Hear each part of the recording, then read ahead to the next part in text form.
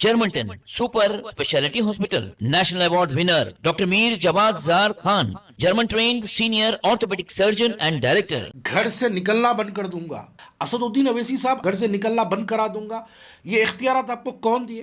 अरे लिफाफों पे जिंदगी गुजारने वालों, शर्म से डूब मरो तुम। बहुत बोल सकता हूं, याद रखो, मेरी जबान को लगाम नहीं है। तुम्हारा घर से निकलना महाल कर दूंगा अब मैं यहाँ पे।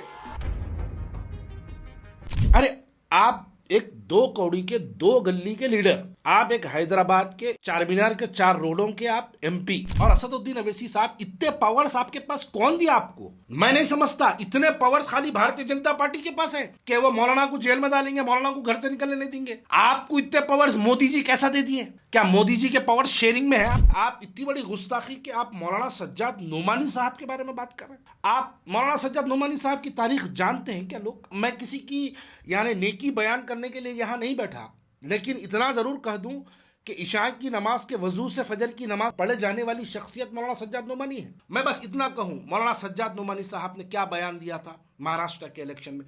असल किस बात की तकलीफ है आप जानते हैं? अगर आपके इलाके में कोई जालिम का साथ दे दो, उसका बाइकआउट की। मुझे मालूम है लोकसभा के इलेक्शन में आपके कुछ लोगों ने बीजेपी का साथ दिया था। ऐसे लोगों का हुक्का पानी बंद होना चाहिए, ऐसे लोगों का सोशल बाइकआउट होना चाहिए। इस बात की तकलीफ हुई, वो इनडायरेक्टली आप पर निशाना था। इस वास्ते आज आप धमकी दे रहे मौलाना सज्जाद नोमानी साहब को। आप अगर उलमाओं को धमकी देंगे, हिंदुस्तान का हर मुसलमान उलमाओं के साथ खड़ा है। आपकी उलमाओं से बड़ी शख्सियत आपकी नहीं है, आपकी उलमाओं से बड़ी पहचान आपकी नहीं है। आपका और अगर मेरा वजूद है तो ये हमारे महजिब उलमाए बाअमल की वजह से आज हमारा ये मुकाम कायम है। एक झूठ और एक आप बोले, आप ये बोले कि आपका घर बहुत छोटा है, आप औरंगाबाद से आने वाले लोगों को घर में नहीं बिठा सकते। असद भाई, thank you, you have called us to your palace home. You're going to treat me like a Nawab? No, not a Nawab. You're hosting me. Nawab Nizam. I'm the Nizam of Hyderabad today. झूठ की बात को तायद करने वालों, क्या जो लोग असदुद्दीन अवैसी के घर को गए, क्या उनका दीवान खाने में 25 आदमी को बिठाने की जगह नहीं है उनके पास? मेरे पास कई ऐसे तस्वीर है जो मैं असदुद्दीन अवैसी के दीवान खाने में बैठा हूं। मैं जानता हूं कि उस दीवान खाने में कितने लोग बैठ सकते। सोफों पे अगर बैठे भी तो 50 आदमी बैठ सकते। इस्माइल साहब मालेगांव के एमएलए, मेरे इस सवाल का जवाब दो। अगर आप में ईमान का एक खतरा अगर बाकी है तो आप इस बात का जवाब दो, क्या इस्लाम में किसी तरीके से इस्लाम में सूद जायज है? अगर नहीं है तो आप जिस जमात के बी फॉर्म पे इलेक्शन लड़े हैं, वो बी फॉर्म असदुद्दीन अवैसी साहब का साइन किया हुआ बी फॉर्म है। पहले आप इस बात का जवाब दो कि क्या इस्लाम में सूद किसी भी तरीके से, क्या इस्लाम में इंटरेस्ट या सूद का पैसा जायज है, हराम है या हलाल है?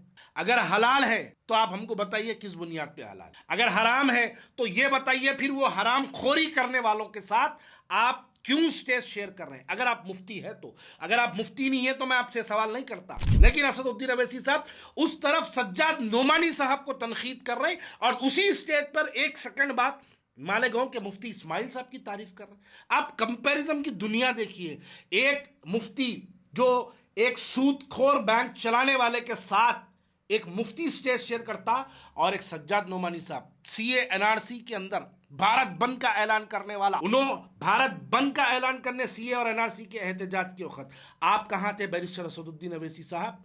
आप हमको गिरफ्तार करा रहे थे सीए एनआरसी के नाम पर। एफआईआर नंबर 155 ऑफ चार मीनार, मैं गिरफ्तार हुआ। आपने पुलिस स्टेशन को कॉल कर मैं सीए एनआरसी पर खुली कुतुब शाह मैदान में जब मैं एक प्रोटेस्ट लगाया था, आप मुझ पर केस बुक कराए, आज भी केस चल रहा। इमरान प्रतापगढ़ी पर आप केस बुक कराए, आज भी केस चल रहा। सैयद सलीम पर आप केस बुक कराए, आज भी केस चल रहा। आप सीए एनआरसी पे एहतजाज करने वालों को पुलिस के जुल्म के तहत आप गिरफ्तार करते हैं। आपको मौलाना सज्जाद नोमानी साहब औरंगाबाद के कैंडिडेट डॉक्टर गफ्फार कादरी की तायद करे तो इतनी तकलीफ हो रही। मैं शोलापुर का ऑब्जर्वर था, मैं शोलापुर का इलेक्शन का इंचार्ज कांग्रेस पार्टी का मैं रहा। मेरे खिलाफ में एमआईएम का जो कैंडिडेट था फारूक साबदी शोलापुर को अगर मौलाना सज्जाद नोमानी अगर तायद करते हैं, मैं उसका एहतराम कर रहा हूं। और आप इम्तियाज जलील औरंगाबाद के खिलाफ में उन्होंने आपका ऐलान कर दिया, डॉक्टर गफ्फार कादरी की तायद कर दिया, उनके इम्तियाज जलील के खिलाफ उन्होंने अपनी तायद का ऐलान करे तो आप उनका घर से निकलना बंद करा देंगे। मैं इस वीडियो के जरिए तमाम उलमाओं से गुजारिश करता हूं कि असदुद्दीन अवैसी साहब का सोशल बाइकआउट करना चाहिए, क्योंकि ये बात हमारे उलमाओं पर आ रही है।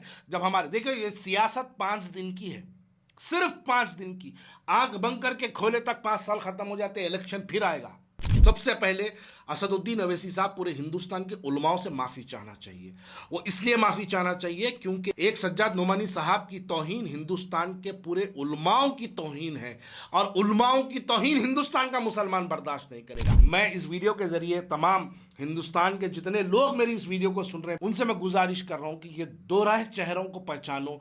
एक जानिब आके अल्लाह रसूल की बातें करते हैं, और दूसरी जानिब हमारे उलमाए मशाखीन पे तनखीद करते हैं, हमारे उलमाए मशाखीन को धमकी देते हैं, और ये कहते हैं कि घर से निकलना बंद कर दूंगा, और हिंदुस्तान का मुसलमान खामोश है। यही बात अगर कोई और कह दे तो असदुद्दीन अवैसी साहब बवाल कर देते थे अब तक, लेकिन असदुद्दीन अवैसी साहब के इस भड़काऊ भाषण के बाद आपकी और हमारी खामोशी, ये आपकी और हमारी कमजोरी को जाहिर करता है। माहिर डॉक्टर्स डॉक्टर वासिफ आजम और doctor Bharvi Chanduri, senior cardiologist और दीगर डॉक्टर्स नुमाया खिदमत अंजाम दे रहे हैं। Robotic surgery, advance cath lab, MRI, operation theatre, ICU, 2D ultrasound जैसी सहूलियात से आरास्ता कॉर्पोरेट लेवल हॉस्पिटल। वाजबी फीस में हर मर्ज से शिफायाबी के लिए जर्मन टेंट सुपर स्पेशलिटी हॉस्पिटल, अतापुर